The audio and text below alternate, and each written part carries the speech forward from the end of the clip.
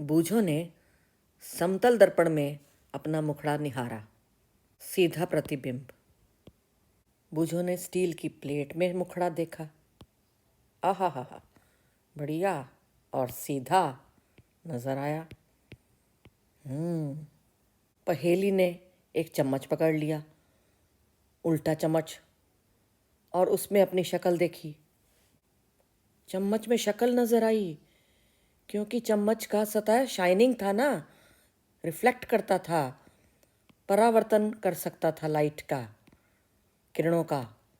मतलब किरणें इससे आकर टकरा जाएंगी और पलट कर वापस चली जाएंगी एक कोण बनाकर, यानी परावर्तन। क्यों? क्योंकि चम्मच धातु का बना हुआ है, स्टील का, और बहुत शाइनिंग होता है। तो उल्टे चम्मच की ये साइड, यह पृष्ठ परावर्तक पृष्ठ कहलाता है। परावर्तक पृष्ठ। तो चम्मच एक दर्पण की भांति कार्य करता है। स्टील के चम्मच की उल्टी साइड यानी बाहरी साइड, और इसमें पहेली की शक्ल नजर आ रही है, यानी प्रतिबिंब बन रहा है। लेकिन कैसा? सीधा? हाँ, पहेली सीधी है। इसमें प्रतिबिंब जो बना है वो सीधा तो है, लेकिन बहुत छोटे आमाप का है, छोटा साइज है बिंब से। बिंब क्या है? पहेली यानी वस्तु। अब पहेली ने चम्मच को सीधा कर लिया, यानी चम्मच की भीतरी सतह है, भीतरी पृष्ठ, उसमें अपना चेहरा देखना चाहा। क्या कोई प्रतिबिंब बना? हाँ, यहाँ पर भी प्रतिबिंब बना, क्योंकि परावर्तक पृष्ठ है चम्मच का, ये वाला। ये भी लाइट को परावर्तित कर रहा है, परावर्तक पृष्ठ। पहेली का प्रतिबिंब सीधा और बड़ा, साइज में बड़ा। अरे लेकिन ये क्या?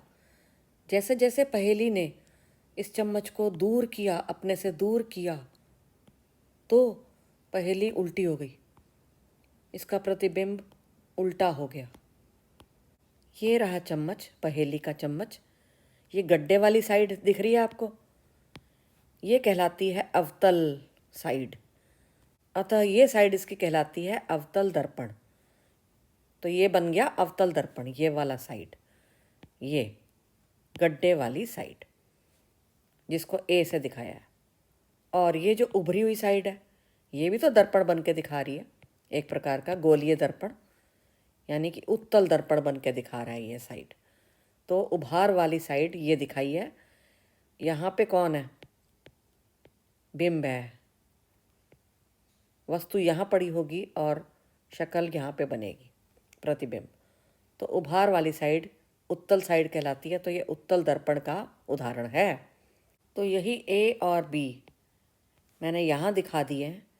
ए साइड देखो चम्मच की, अंदर से गड्ढा, तो अवतल दर्पण ऐसे बनाया जाता है, उसका प्रतीक, उसका चित्र ऐसे बनता है, अवतल दर्पण का चित्र। बी में यही है ना, उभार। तो ये उभार वाली जगह दिखा दी। इसके अंदर ये अपना मुखड़ा देखेगी। कौन? पहेली। तो पहेली यहाँ खड़ी होगी और इसकी शक्ल इस पे बनेगी। तो ये बन गया उत्तल, उभरा हुआ, यानी उत्तल दर्पण का प्रतीक, उसका चित्र। लेकिन किताबों में इसको ऐसे नहीं दिखाते, इसको हम इस तरह से नहीं दिखाते, इसको उल्टा दिखाते हैं। जैसे कि ऐसे ऐसे दिखाया जाता है इसको। इसी को ही पलट लो ना, इसी चित्र को जब हम इस तरफ रिवर्स कर लें, उल्टा कर लें, तो ये ऐसे नहीं बन जाएगा। तो ऐसे बनाया जाता है इसका चित्र और प्रयोग किए जाते हैं, ऐसे नहीं। तो ए वाले का अवतल दर्पण का परावर्तक पृष्ठ आपको कहाँ नज़र आ रहा है? हाँ, ये वाली साइड। और ये क्या, ये लाइनें लाइनें क्यों बनाई हैं भाई?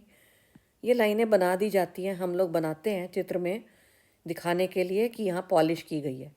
आपको पता है कि जो भी दर्पण होते हैं उनमें सदा पीछे एक पॉलिश की होती है, कॉपर की या किसी धातु की पॉलिश होती है। वो जो ऑरेंज ऑरेंज आपको नज़र आती है किसी भी समतल दर्पण के पीछे। तो चाहे वो समतल दर्पण हो, चाहे गोलीय दर्पण हो, यानी अवतल या उत्तल गोलीय दर्पण हो, तो उनमें पॉलिश ज़रूर होती है। तो पॉलिश दिखा देते हैं ऐसे ऐसे ऐसे ऐसे धारियाँ बना बना के। बूझो एक प्रयोग में लगा हुआ है। उसने एक दर्पण लिया है, कैसा, समतल के गोलीय गोलीय दर्पण है, पर कौन से वाला? तो इस गड्ढे वाली साइड को बूझो ने सूरज की तरफ रखा हुआ है ना, तो ये एक ऐसे वाला जो परावर्तक पृष्ठ ही ऐसा हो, गड्ढे वाला हो, ये वाला कौन सा वाला होता है दर्पण? याद दिलाना। हाँ, अवतल दर्पण, अवतल गड्ढा, गड्ढे वाला दर्पण। तो वो ले लिया बूझो ने, और कागज़ ले लिया, और सूर्य तो है ही। तो सूर्य की प्रकाश वाली किरण यहाँ टकराई है जी कहीं ना कहीं, और वो पलट के कागज़ पे आती है, यानी परावर्तित हो जाती है और कागज़ पे आती है। तो कागज़ पे ये गोला गोला क्या बन गया है, छोटा सा, सूक्ष्म, छोटा सा, ये है सूर्य का प्रतिबिंब। और ये कागज़ पे आ गया है, पेपर पे। हाँ, ये कागज़ पर दिखाई दे रहा है, हमें प्राप्त हो गया है। अतः बूझो को ये पता चला कि पेपर यानी पर्दा, पर्दा मानो, पर्दे पर जो भी प्रतिबिंब अगर प्राप्त हो जाए तो वो कैसा प्रतिबिंब कहलाता है? आभासी या वास्तविक? वास्तविक। और इसने दर्पण कैसा लिया था? इसने लिया था अवतल दर्पण। तो हम ये सीधा कह सकते हैं कि अवतल दर्पण वास्तविक प्रतिबिंब बनाता है। और अरे ये क्या, ये तो जलने लग गया। थोड़ी ही देर में आप देखेंगे कि बूझो का कागज़ उस जगह से इतना ज़्यादा ताप पाकर यहाँ पे प्रतिबिंब बना सूर्य का, तो ये जल उठा। ये एक अवतल दर्पण एक स्टैंड में फिट किया गया, और बीच में जलती हुई मोमबत्ती, यहाँ पर है सफ़ेद कागज़ किसी गत्ते के ऊपर। क्या सफ़ेद कागज़ के ऊपर प्रतिबिंब आएगा, बनेगा? हाँ, प्रतिबिंब बनेगा। किसका? मोमबत्ती की लौ का। तो शुरू में तो बूझो ने मोमबत्ती यानी वस्तु यानी बिंब को इस अवतल दर्पण के बहुत नज़दीक रखा, और फिर धीरे धीरे दूर दूर करके देखा। तो हर बार यहाँ पे प्रतिबिंब बदलता गया, उसकी स्थिति बदलती गई। तो उसने क्या पाया कि जब तो नज़दीक थी ना वस्तु दर्पण के, तो जो प्रतिबिंब बना वो आभासी था और बड़े साइज़ का था, बिंब से बड़े साइज़ का, बड़े आकार का बना। लेकिन जैसे जैसे वस्तु दर्पण से दूर करते गए तो प्रतिबिंब उल्टा हो गया, उल्टा बना, किंतु वास्तविक बना अब की बार। इसका मतलब अवतल दर्पण में प्रतिबिंब छोटा या बड़ा बन सकता है, डिपेंड करता है कि आपने वस्तु को कहाँ रखा है। इसी तरह से प्रतिबिंब वास्तविक भी बन सकता है या आभासी भी बन सकता है। ये सब हो सकता है, डिपेंड करता है कि वस्तु कहाँ रखी गई है। अवतल दर्पण वास्तविक तथा उल्टा प्रतिबिंब बना सकता है। जब बिंब को दर्पण के बहुत निकट रखते हैं, वस्तु को दर्पण के बहुत पास रखते हैं, तो प्रतिबिंब आभासी, सीधा और बड़ा होता है, साइज में आवर्धित होता है। किससे? बिंब से ज़्यादा बड़ा। हमारे दैनिक जीवन में अवतल दर्पण बहुत जगह आता है, हमें पता भी नहीं चलता। इसके बहुत सारे उपयोग हैं हमारी दुनिया में। जैसे कि आप डेंटिस्ट के पास, दंत चिकित्सक के पास गए तो वो आपका मुंह खुलवाता है और आपके दांतों को बड़ा करके देखना चाहता है। उसके पास ये औजार होता है, एक टूल, जो है क्या, असल में ये देखो कौन सा दर्पण है। यहाँ पे एक दर्पण है इस जगह पे, अवतल दर्पण। तो उससे ही आपके दांत बड़े बड़े नज़र आने लग जाते हैं। इसकी जो प्रतिबिंब बनता है वो बड़ा बनता है। इससे उसको बड़ी आसानी से आइडिया लगता है भाई कीड़ा है तो कहाँ है क्या है। क्या आपने अपने घर की टॉर्च को कभी खोल के देखा है? मैंने खोल के देखा है। तो उसमें ये बाहर एक ऐसे कांच सा होता है, ये तो सिंपल कांच होता है, हटा दिया आपने ढक्कन सा, और अंदर ये इस तरह की टोपीदार चीज़ पड़ी होती है, अंदर से बहुत ही शाइनिंग, ये वाला एरिया बहुत शाइनिंग। तो ये कैसा एरिया है ना, गड्ढे वाला एरिया है ना, शाइनिंग। और यहाँ पर लगा होता है एक बल्ब, यहाँ पे एक बल्ब होता है देखो।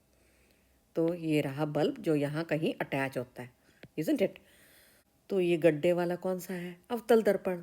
इसका मतलब टॉर्च की ये जो बढ़िया सी रोशनी, फैलती हुई रोशनी आती है, ये अवतल दर्पण का उपयोग का उदाहरण है, टॉर्च। ऐसे ही चलती हुई गाड़ी जिसके आगे क्या लगे हुए हैं, आप ध्यान से देखो गाड़ियों को और स्कूटर को, स्कूटियों को, तो आपको इस तरह का गड्ढा सा ही नज़र आएगा अंदर, गड्ढे वाली चीज़, यहाँ पे शाइनिंग एरिया। तो इस शाइनिंग एरिया में से ऐसे ऐसे फैल फैल के जो है लाइट जाएगी, लाइट की किरणें, इसका मतलब फैलाती है ना, ये वाला अवतल दर्पण फैलाता है किरणों को। वाहनों के आगे वाली ये लाइट, हेडलाइट को हिंदी में क्या कहते हैं? अग्रदीप। और ये कैसे आकार की होती है? इसमें गड्ढा होता है, ध्यान से देखो आप, और यानी कि ये अवतल दर्पण का उदाहरण है, प्रयोग है। चित्र में ये दर्पण कौन सा दिखाया गया है? ये किस दर्पण का चित्र है? अवतल या उत्तल? हाँ, वस्तु यहाँ रखी गई है, यानी बिंब। तो किरणें तो यहाँ टकराएंगी ना प्रकाश की, तो ये कौन सी साइड हुई? परावर्तक पृष्ठ। और ये उभार वाला है, तो ये कैसा दर्पण है? उत्तल। तो अब की बार बूझो ने उत्तल दर्पण लिया है प्रयोग के लिए, और ठीक उसके आगे एक मोमबत्ती रख दी है, देखो जलती हुई, यानी वस्तु, और उसकी लौ को वो पर्दे पर उतार रहा है, यानी कि वाइट शीट पर, जो गत्ता पीछे लगा हुआ है और आगे वाइट शीट है उसके ऊपर। तो क्या बन गया? एक प्रकार का पर्दा कहलाएगा ना ये। उस पर कैसा प्रतिबिंब आया वो डिपेंड करेगा कि वस्तु कहाँ रखी गई। तो वस्तु को कभी नज़दीक कभी दूर करके, किससे? दर्पण से बूझों ने प्रयोग किए। उत्तल दर्पण, इसका प्रतिबिंब, उसकी स्थिति सीधा, यानी कि अगर ये ऊपर को है उठा हुआ, तो ये भी देखो ऊपर को उठी हुई है लौ, तो सीधा है ये। और आभासी बनेगा प्रतिबिंब, साइज में छोटा बनेगा, बिंब उससे छोटा बनेगा प्रतिबिंब। हमारी डे टू डे लाइफ में उत्तल दर्पण के कुछ रोचक उपयोग हैं। उत्तल दर्पण के प्रतिबिंब बहुत छोटे होते हैं साइज में, तो इसका फ़ायदा उठाया जाता है वाहनों में। इनके साइडों में ये जो देखो, ड्राइवर की साइड में और इधर पश्च दृश्य दर्पण, ये वाला दर्पण, साइड वाला मिरर, यानी कि रियर व्यू मिरर, पीछे देखने वाला मिरर। तो इसमें वाहन साफ दिखाई देते हैं, और बड़े बड़े वाहन भी इसमें समा जाते हैं। उनका प्रतिबिंब छोटा छोटा बन के, एक और कार देखो जैसे यहाँ पे है, वो भी आ गई। तो इतना बड़ा क्षेत्र कवर कर लिया इस छोटे से मिरर ने। ये है एक दुकान का दृश्य। दुकान में भी दर्पण लगे होते हैं, आपने देखा होगा कई बार, ध्यान से देखना। इस तरह से उभरे उभरे दर्पण दीवारों पर सुशोभित होते हैं। किस लिए? चोरी को रोकने के लिए, क्योंकि इसमें दुकानदार छोटी से छोटी चीज़ें बड़े क्षेत्र की छोटे में करके देख पाता है। एक बड़ा क्षेत्र इसमें आ जाता है, क्योंकि प्रतिबिंब बड़ा छोटा होता है, तो कई सारे ग्राहक वगैरह और एरिया कवर कर लेता है ये वाला दर्पण। कौन सा दर्पण है ये? उत्तल दर्पण।